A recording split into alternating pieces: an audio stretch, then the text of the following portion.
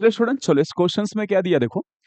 If a car cover 2/5 of the total distance with V1 and 3/5 of distance with V2 then average speed. Okay, question में आपके क्या दिया है, distance दिया, speed दिया और आपको बोला है एवरेज स्पीड निकालो। ठीक है, प्रॉपर विजुअलाइज करने के लिए इसको मार्क कर लेते हैं, जैसे हमने हर क्वेश्चन में मार्क किया हुआ है।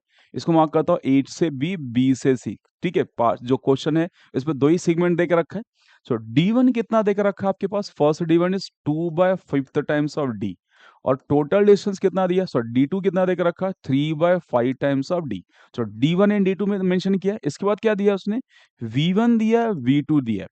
अब देखो मुझे निकालना है क्या, एवरेज स्पीड निकालना है। एवरेज स्पीड के लिए क्या चाहिए, तो total distance upon total time. Formula ये है अपना एवरेज स्पीड का, total distance upon total time. कुछ में डिस्टेंस दिया है, टाइम नहीं दिया, तो आपका मेन टास्क क्या रहेगा, टाइम कैलकुलेट करना।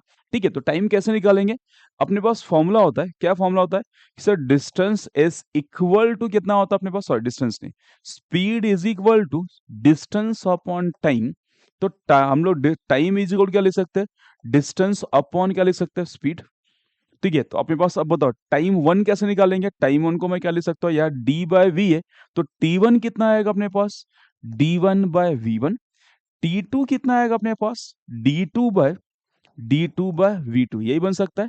अब इसको मैं क्या ले सकता हूँ, D1 कितना अपने पास 2/5D है। चलो चलो बाद में पुट करेंगे, फॉर्मूले में साइड पुट करते हैं। चलो अपने पास क्या होगा, टाइम मिल गया डिस्टेंस और स्पीड के फॉर्म में, अब एवरेज स्पीड में पुट करते हैं। तो हमारा पहला टास्क क्या था, टाइम दिया, डिस्टेंस दिया था, टाइम नहीं दिया था, तो हमने स्पीड वाले फॉर्मूले से speed is equal to distance upon time, तो टाइम कितना आएगा, डिस्टेंस अपॉन स्पीड, उसको पुट करके D1 and sorry T1 and T2 calculate कर लिया।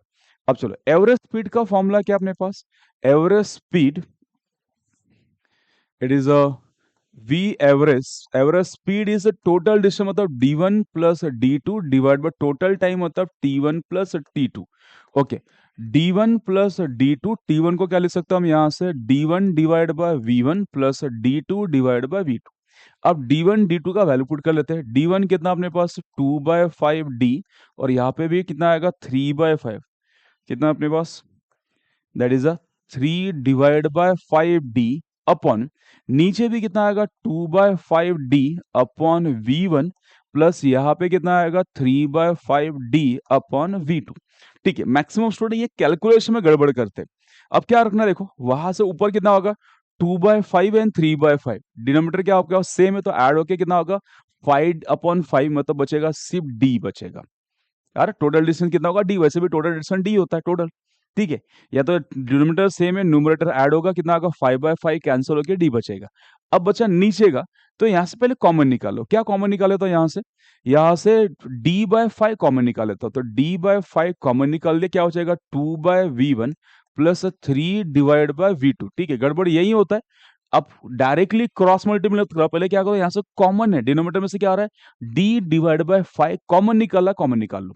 कॉमन निकालने के बाद यहां से D क्या होगा, ये D कैंसिल हो गया, 5 ऊपर आ गया, नीचे 2/V1 प्लस कितना लिखा है 3/V2, क्रॉस मल्टीप्लाई कर ले, कितना बचेगा यहां से 2 टाइम्स ऑफ V2 प्लस कितना आएगा अपने पास 3 टाइम्स ऑफ V1, नीचे कितना आएगा V1 इंटू V2। अब V1 इंटू V2 ऊपर शिफ्ट कर लेता हूं, तो अपने पास फाइनल कितना आएगा इस 5 times V1 V2 divide by 3 time V1 plus 2 times of V2। है क्या ऑप्शंस में, ऑप्शन डी। ठीक है, तो की पॉइंट क्या है इस क्वेश्चन का, आपके पास एवरेज स्पीड का formula total distance upon total time, time नहीं गिवन है, तो पहले क्या करोगे, टाइम कैलकुलेट कर लो। तो टाइम कैसे निकालोगे, स्पीड का फॉर्मूला D/T है, आपके पास T नहीं है, तो इसको T कितना होगा D/V हो जाएगा। अब T1 D1/V1, T2 D2/V2, फॉर्मूले में सब्स्टिट्यूट करके डिस्टेंस दिया है, पुट करो एंड सिंप्लीफाई। चलो क्लियर, समझ में आया, थैंक यू।